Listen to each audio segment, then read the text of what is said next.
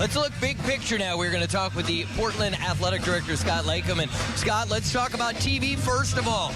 Talk about putting together this package. This game will be seen on many different networks throughout the western part of the United States. Talk about getting the proper exposure for this conference in this university. You know, and sitting next to Dan, it's funny to be on the other side after, coordinating these contracts from the conference office the last 4 years. So this is great exposure for us. In addition to the national partnership, I think we have 13 of our 16 conference games on TV this year, and that's, Dan, from your experience, that's something you take into a recruit's living room on a regular basis.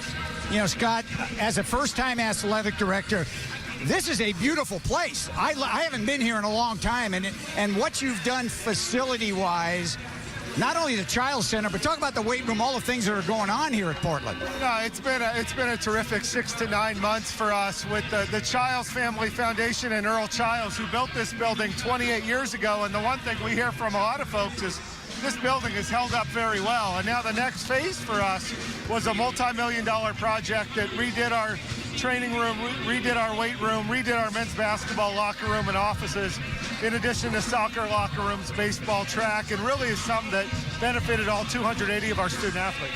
Scott, let's talk a little bit about expansion, Pacific coming back to the WCC. Talk about what you think of Pacific coming back in the future of the WCC. Well, I think Pacific, for one thing, brings a school that was a great member of this conference for a long time, and now that they don't have football, frankly, are a very good fit.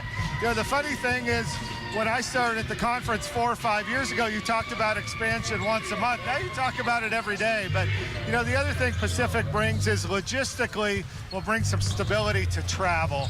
Our travel costs have been up across the board with playing at home on a Thursday and road on a Saturday. Our women's basketball team, 3 different times this year, played in the Bay Area on Thursday and then Southern California on Saturday.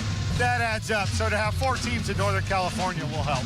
Scott, we very much appreciate the time and wish you the best of luck here in Portland. Good to see you again, Dan. Thank you. All right, we are going to take a break. Coach and I are going to take a bit of a breather. When we come back, we're going to go down to Southern California, and we're going to head into our studios and hear from Chris McGee and Dave Miller, who will get you caught up on all the action from West Coast Conference play.